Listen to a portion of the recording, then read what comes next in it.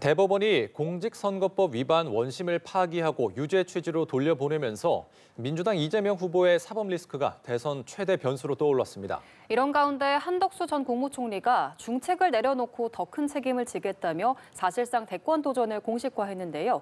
관련한 내용 김동원 국민의힘 대변인, 김성환 시사평론가와 자세히 짚어보겠습니다. 안녕하십니까? 안녕하세요. 네, 우선 어젯밤 아주 다급하게 돌아갔던 국회 상황부터 짚어보겠습니다. 네. 한덕수 전 총리가 이제 사퇴를 했고요. 권한대행 업무를 맡을 예정이었던 최상목 전 부총리가 전격적으로 사퇴를 했습니다. 그렇습니다. 이제 민주당 주도로 국회에서 탄핵 소추안이 상정이 되자 자진 사퇴를 한 건데요. 이로써 이제 이주호 대통령 권한대행 체제가 시작이 됐는데 조금 전에도 이제 이주호 권한대행이 출근길에서 무거운 책무를 맡게 돼서 막중한 책임감을 느낀다. 네. 또 앞으로 국정 운영을 시스템적으로 잘 운영해서 안정적으로 운영을 하겠다라고 밝혔는데요. 네. 지금 현재 상황 좀 어떻게 분석하십니까? 예, 어제는 정말 하루 종일 정치권에서 최대 이슈가 막 터져진 날이었죠. 예. 3시에 이재명 후보의 파기환송이 정말 깜짝 이 나라를 흔들었습니다. 예.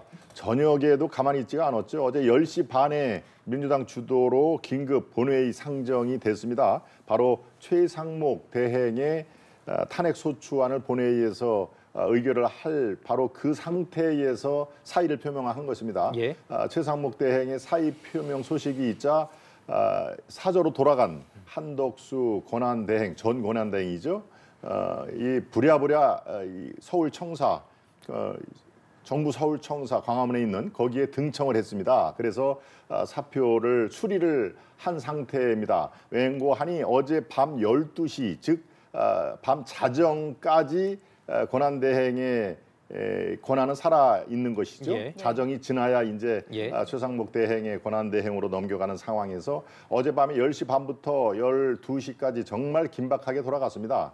최상목 대행의 사의 표명, 이제 31번째, 32번째 탄핵안으로 몰아가는 지금 민주당의 폭거, 글쎄요, 이거를 뭐 한말로 어떻게 정리를 할 수가 없습니다.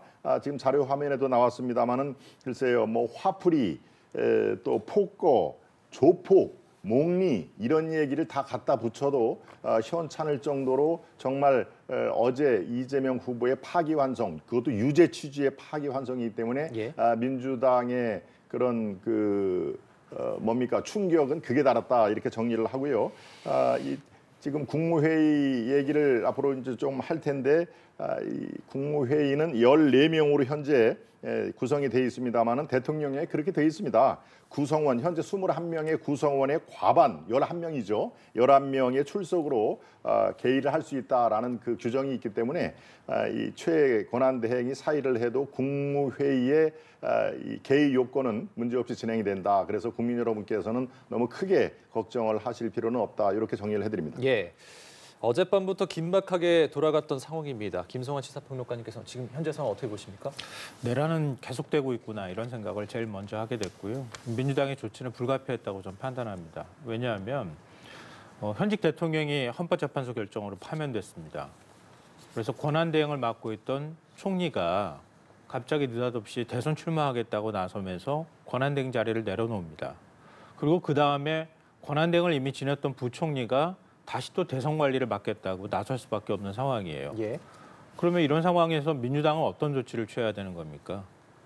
그러니까 권한대행의 대행 체제가 되는 것 국민들이 우려하기 때문에 그냥 둬야 된다 이렇게 판단하겠습니까? 그러니까 결국은 윤석열 대통령이 임명했던 총리가 다시 대통령이 되겠다고 나서는 이런 상황인데 그리고 권한대행 시절에 헌법재판관 위헌 판단이 임명하지 않은 건 위헌이라는 결정이 났음에도 불구하고 임명도 하지 않았던 그랬던 부총리가 다시 권한대행을 맡는 겁니다. 맡고 난 다음에 원래 권한대행이었던 한덕수 국무총리가 한 채 국정 공백도 없게 하겠다. 대선 관리 잘하는 게 내 마지막 소임이라고 얘기했는데 그걸 또한 같이 그 밑에 권한대행을 맡았던 부총리가 다시 또 권한한테 그 대선 관리를 해야 되는 상황인 거예요. 이런 어이없는 상황들이 왜 벌어지겠습니까? 결국은 윤석열 정권을 연장하겠다. 국민의힘 정권을 재창출하겠다고 하는 오기라고 해야 될까요? 그런 걸로밖에 비춰지지 않는 거잖아요.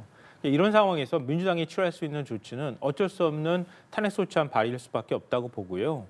그리고 대선 출마를 하겠다는 권한대행이 마지막 업무로 그 사표를 수리해주고 가는 건 또 무슨 모양인지 그것도 좀 개인적으로 납득하기 좀 어렵습니다. 예, 알겠습니다. 어제 민주당은 심우정 검찰총장 탄핵안도 발의해서 법사위로 넘겼습니다.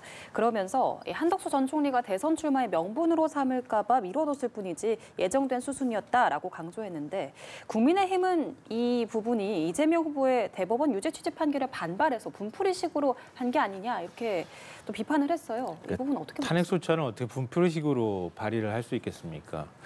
어제 아마 대법원 판결 보고 많은 분들이 경악하기도 하고 저도 개인적으로 굉장히 놀랐거든요. 그럼 대한민국이 도대체 구조적으로 어떻게 어디서부터 잘못 비틀어져 있는 건가 이런 생각을 하지 않을 수 없고요. 그리고 윤석열 대통령이 임명했던 대법관들이 모두 다 유죄 취지 판단을 했고요.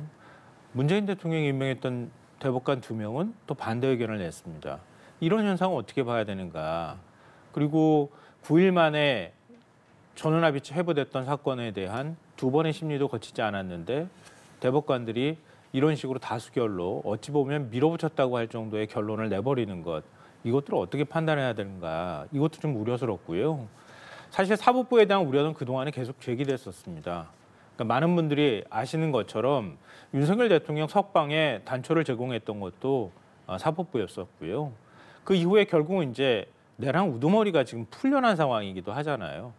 그리고 재판을 받는 과정에서도 여러 가지 특혜를 제공하는 모습들을 온 국민들이 지켜봤습니다. 그때까지만 해도 설마 대법원은 이런 판단을 하지 않을 거라는 국민들의 기대가 저는 있었다고 보거든요. 그런데도 불구하고 대법원이 이렇게 초고속으로 대선 기간 동안에 불확실성을 제거한다는 명분으로 지금 대선 30일 정도 남은 상황인데 네. 이런 상황에서 유죄 취지의 판단을 내렸다고 하는 것을 어떻게 받아들여야 하는가. 결국 이른바 사법 카르텔이 작동하고 있는 것 아니냐, 보이지 않는 손이 작동하고 있는 것 아니냐라고 하는 의심을 할 수밖에 없는 상황이고요. 또 그 중간에 내랑 우두머리를 풀어주는 데 있어서 즉시 항고를 포기했던 검찰총장이 굉장히 큰 역할을 했다고 하는 그런 의심을 살 수밖에 없는 상황입니다. 이런 상황에서 검찰총장에게 수사권을 그대로 맡겨놓는 이런 것들은 용납하기 좀 어렵다라고 판단합니다. 예, 이 심우정 검찰총장에 대한 민주당의 탄핵 추진 어떻게 보고 계신지요? 그렇습니다. 이 검찰총장까지 이제 탄핵 그 밥상을 올려놨는데요. 글쎄요, 이게 도가 지나치면 항상 이 문제가 발생을 합니다. 우리 그 옛 격언에 과유불급이란 말이 있지 않습니까? 지금 심우정 검찰총장 탄핵안이 법사위로 넘겼습니다. 이제 곧 본회의에 이게 의결을 할 텐데요. 그렇게 되면 31번째, 32번째 탄핵안이 또 줄줄이 탄핵이 이어지는 겁니다. 31번째, 31이라는 숫자, 시중에 아이스크림 생각이 나지 않습니까? 이게 도대체 탄핵 쇼핑도 아니고 줄줄이 31번째, 32번째 정말 아이스크림을 그렇게 좋아하는 아이스크림 쇼핑이라는 얘기가 젊은 층 얘기입니다. 그 정도로 지금 무리가 있다. 저는 과유불급을 넘어서 몰상식한 그 처사다. 심우정 검찰총장 탄핵안은 정말 딱 하나입니다. 왜 윤 전 대통령의 석방을 지휘를 했느냐, 그러고 즉시 항고를 안 했느냐라는 그런 정말 그 화풀이 외에는 다른 방법이 없죠. 이거는 사법 체제의 근본 체계를 무시하는 거다라는 얘기를 거듭 안 할 수가 없습니다. 네, 그런 면에서 정치의 사법화 또는 사법의 정치화가 이제 정말 극에 달했다라는 의미에서 이번 대선의 중요성을 다시 한번 강조를 하고요. 개헌이라든가 이 국민 여러분께서 대한민국을 정말 백척간두에 지금 몰리게 되는 상황, 이것을 잘 이해를 해 주시길 바라고 있습니다. 예. 어제 오후 3시였죠. 2심에서 무죄 판결이 났던 이재명 민주당 대선 후보의 선거법 위반 사건에 대해서 대법원이 이제 유죄 취지로 파기환송을 시켰습니다. 결국에 이제 2심 고등법원으로 다시 넘어가서 다시 재판이 이뤄지게 됐는데요. 그렇습니다. 어제 이 판단은 어떻게 보셨습니까? 예, 저는 이렇게 쉽게 좀 설명을 드리고자 합니다. 우리 시청자 여러분들이 이미 충분히 아셨지만 저는 올림픽에 한번 비유를 해보고 싶습니다. 자, 지금 올림픽이 열렸습니다. 뭐 육상으로 할까요? 수영으로 할까요? 100m 달리기의 육상 그 대표 선수가 지금 나와 있습니다. 출발선에 대기를 하고 있는데요. 올림픽 선수 중에는 사전 도핑 테스트를 하죠. 예. 머리카락 주로 머리카락으로 했는데 1차 도핑 테스트에는 양성이 나왔습니다.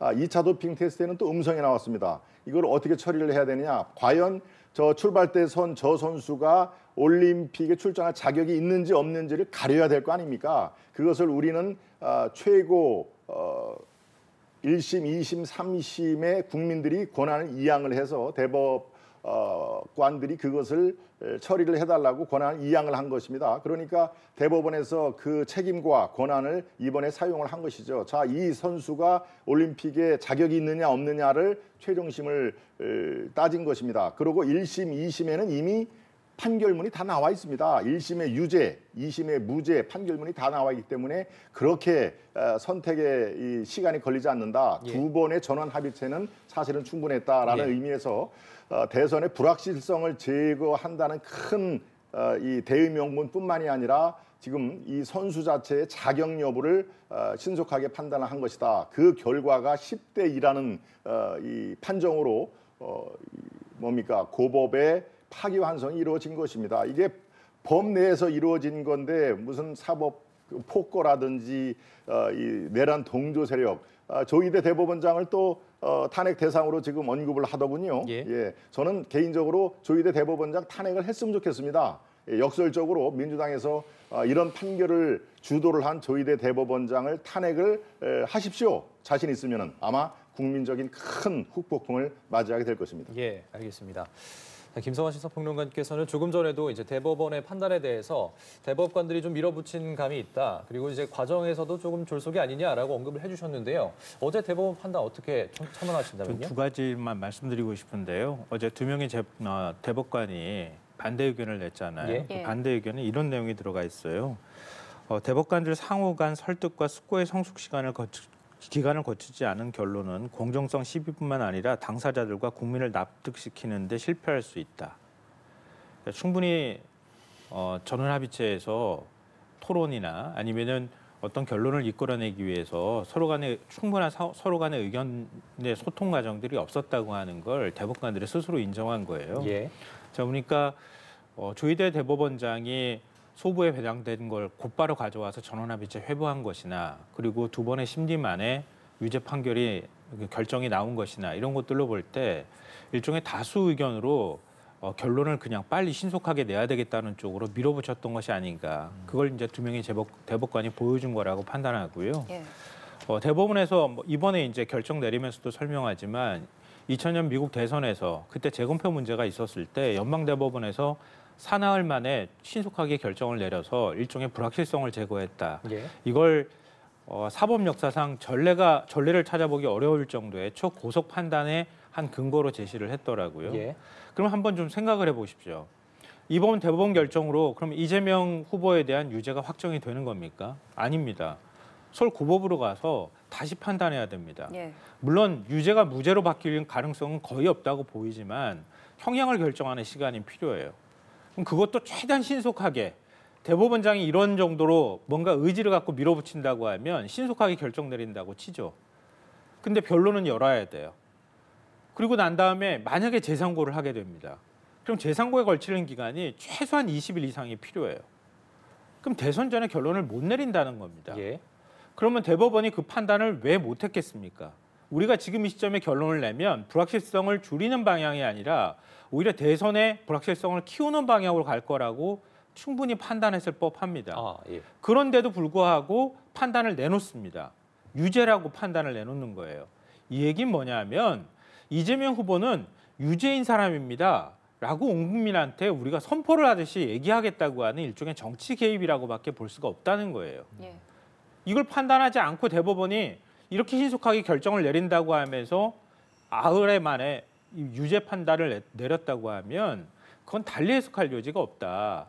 대법관들 사이에서도 충분히 숙성하고 서로 간의 의견을 나눌 만큼의 시간이 필요하다고 얘기하고 있음에도 불구하고 그걸 일방적으로 밀어붙인 대법원의 결정은 달리 해석할 여지가 없다. 이거는 정치에 개입하고 선거에 개입해서 특정 야당 후보가 자격이 없음을 만천하에 대법원이 인증하거나 공표하는 효과를 누리려고 했던 것밖에 볼 수가 없다라고 좀 판단합니다. 예. 어제 이 판단이 나온 이후에 이재명 후보는 국민 뜻이 가장 중요하다는 입장을 밝혔습니다. 앞서도 뭐 대법원이 대선 개입을 한 것이 아니냐라는 이야기를 해주셨는데 그러면 이 상황이 앞으로 이 대선 전국에 어떻게 좀 작용을 할 거라고 보시는지요? 여러 가지 불확실성을 키우는 방향으로 갈 수밖에 없는 것 같아요. 제가 볼 때는 그러니까 크게 두 가지일 것 같은데요. 그러니까 내란, 계엄 이후에 치러지는 대선이기 때문에 결국은 다시 정권을 줘서는 안 된다고 하는 국민적 여론이 높은 상황이었잖아요. 그럼 뭐 제가 굳이 여론사를 언급하지 않더라도 많은 분들이 아시는 거고요. 그렇다면 2007년 대선같이 굉장히 큰 격차로 정권 교체가 될 것이다라고 하는 걸 우리가 충분히 예상해 볼 수 있었습니다. 그런데 지금 이번 결정으로 여러 불확실성이 생겨나면서 그러니까 민주당과 국민의힘 지지층 사이의 반응이 좀 달라질 것 같은데요. 그러니까 민주당, 특히 진보, 그리고 계엄에 반대하는, 그리고 내란을 어떤 방식으로든 심판해야 되겠다고 하는 인식을 갖고 있는 국민들 사이에서는 훨씬 더 결집되는 현상들이 나타날 거예요. 이번 대법원 판단을 어떻게 해석할 수가 있겠습니까? 저는 달리 해석할 여지가 없다고 보고요. 결국 이렇게 정치 개입하는 모습이 제2의 내란에 가깝다고 국민들이 인식할 거라고 봅니다. 그러니까 이재명 대표의 지지율에 큰 흔들림이 없을 가능성이 굉장히 높다고 보는데요. 예. 다만 대통령 선거나 모든 선거는 자기 지지층이 제일 결집돼 있을 상태였을 때 결국 승리를 가져오는 것이거든요. 그동안에 보수층은 여러 가지 갈등들을 겪어나가면서 찬탄 반탄으로 갈려서 결국 결집하지 않거나 투표장을 안 갈 가능성이 있었는데 이번에 대법원의 결정으로 보수층도 결집되는 현상이 나타날 가능성이 높다. 예. 그래서 격차가 있는 대선 결과가 아니라 좀 더 달라붙으면서 서로 치열하게 경합을 다투는 대선 결과로 갈 가능성이 조금 더 높아지지 않았나 이렇게 좀 분석합니다. 예. 반면에 국민의힘은 이제 이 후보의 후보직 사퇴를 촉구하고 나섰습니다. 그렇습니다.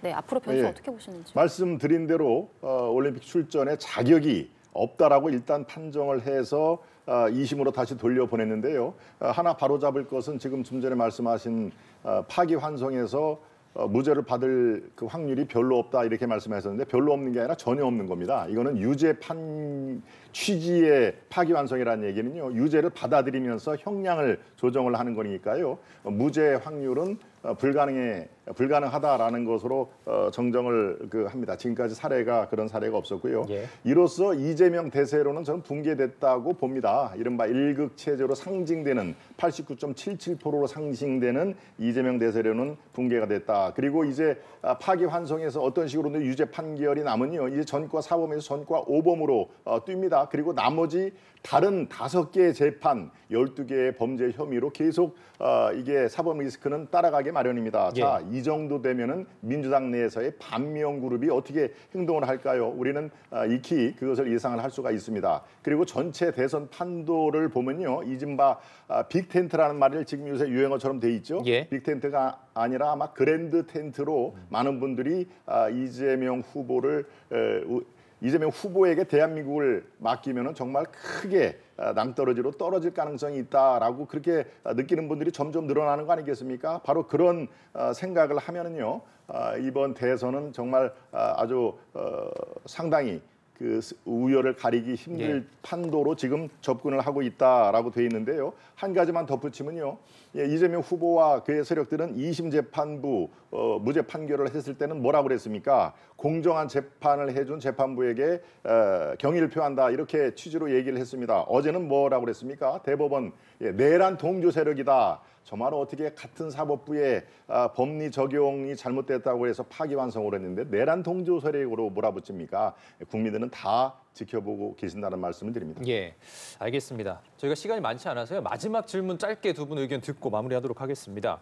자, 한덕수 전 국무총리가 어제 이제 공직을 내려놓고 오늘 출마 선언을 할 것으로 예상이 되는데요. 일단 어떤 메시지가 담길지 좀 의견 듣겠고요. 마지막으로 국민의힘 최종 후보와 단일화 여부에 대해서 의견 한번 듣겠습니다. 네. 네, 한덕수 총리가 오늘 이제 그 국회 소통관에서 예정이 돼 있습니다. 예. 여기에 메시지에는 여러 가지 그동안의 한덕수 후보, 이제 곧 후보가 되겠죠. 후보가 가슴에 담는 그런 메시지가 나올 텐데 그중에 하나가 역시 개헌입니다. 더 이상 이 87 체제에 머물러서는 대한민국이 한 치 앞을 갈 수가 없다. 예. 그게 윤석열 정권 3년 반 동안에 익히 가장 가까운 곳에서 지켜본 총리 아니었습니까? 예. 따라서 개헌으로 미래 대한민국을 살리자라는 얘기, 그리고 또 통합 메시지가 안 들어갈 수가 없습니다. 예. 아까 제가 말씀드린 대로 빅 텐트를 넘어서 그랜드 텐트로 이제 이 대권을 가지고 와서 대한민국에 다시 방향을 좀 틀고 이재명과 민주당 세력에서 그 국회 거악의 폭거를 이제 막아내는 그런 그 제도 시스템을 정비를 하겠다. 이런 말이 키워드로 들어가는 걸로 저는 그 파악을 하고 있고요. 예. 한덕수 대행 단일화, 이건 아마 국민 여러분께서 이제 앞으로 굉장히 관심을 하실 텐데요. 결론적으로 말씀드리겠습니다. 너무 걱정하실 필요가 없습니다. 단일화 반드시 아주 부드럽게 될 가능성이 매우 높다. 룰 세팅이 물론 복잡하다 이런 얘기를 하는데요. 그렇지 않습니다. 이미 그것은 서로 상대방에 대한 그 소통 충분히 이루어졌고요. 그래서 이번 꼭 우리가 한 번 더 집권하겠습니다. 이게 아닙니다.